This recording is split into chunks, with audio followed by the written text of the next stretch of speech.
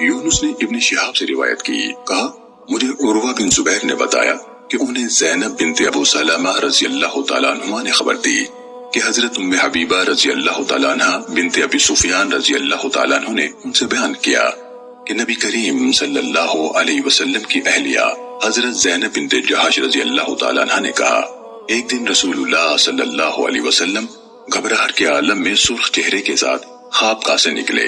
آپ فرما رہے تھے، اللہ کے سوا کوئی سچا معبود نہیں، عرب اسی شر کی وجہ سے ہلاک ہو گئے جو اب قریب آ پہنچا ہے۔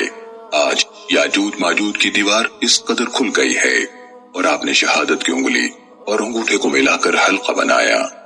حضرت زینب رضی اللہ تعالیٰ عنہ نے کہا تو میں نے عرض کی، ہم میں نیک لوگ موجود ہوں یا پھر بھی ہم ہلاک ہو جائیں گے؟ آپ صلی اللہ علیہ وسلم نے فرمایا، ہاں، جب شر اور گندگی زیادہ ہو جائے گی۔ صحیح مسلم حدیث نمبر 7237۔